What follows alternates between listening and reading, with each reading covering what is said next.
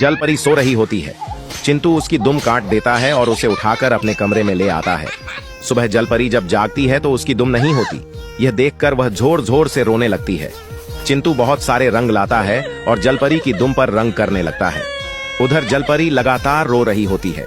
चिंटू दुम पर रंग करके उसे बहुत खूबसूरत बना देता है। वह भागकर जल परी के पास आता है और उसे दुम देता है। जल परी वह दुम लगाकर बहुत खुश होती है और बहुत सुंदर दिखाई देती है। एक दिन जल परी पानी में चली जाती है। चिंटू रोने लगता है।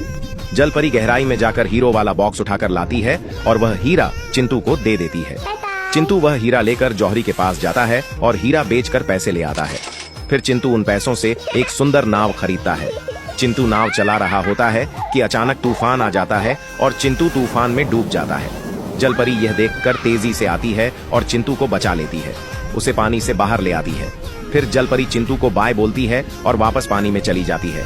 लेकिन चिंटू रोने लगता है क्योंकि आपने लाइक और फॉलो नहीं किया।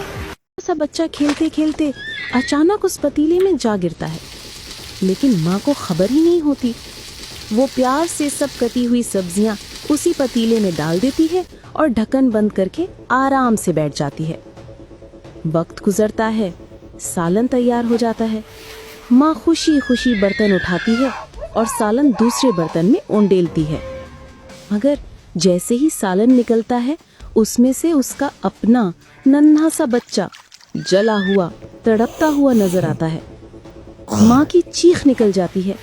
वो रोते हुए अपने बच्चे को गोद में उठाती है, पट्टियां बांधती है, मगर बच्चा सुकून में नहीं आता। बच्चा दर्द से चीख रहा है। माँ हड़बड़ाकर फौरन डॉक्टर के पास भागती है। डॉक्टर इलाज शुरू करता है। कुछ लम्हे बाद अल्लाह का करम होता है और बच्चा बच जाता है। माँ के आंसू थम जाते हैं। वो अपने बच्चे को गले से लगाकर कहती है, मेरा लाल, अब कभी तुझसे नजर नहीं हटाऊंगी।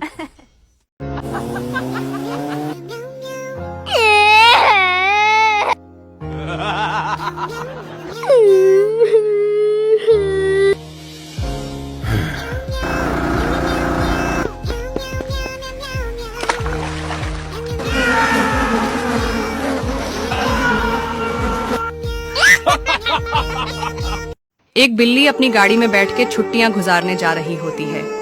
पीछे से उसके घर में खिड़की से 2 बिल्लियां घुस जाती हैं और चोरी करने लगती हैं। इतने में एक तीसरी बिल्ली उनको देख लेती है और वो कॉल करके बिल्लियों को अलर्ट कर देती है, जिससे शहर की सारी बिल्लियां जैसे तैसे करके घर के बाहर पहुंच जाती हैं। जिसकी आवाज सुनकर चोरी करने वाली बिल्लियां सामान छोड़कर भाग जाती हैं और चोरी नाकाम हो जाती है। अगर तुम्हें भी चोरी नहीं पसंद तो लाइक और सब्सक्राइब करो, वरना सब बिल्लियां तुम्हारे घर पहुंच जाएंगी।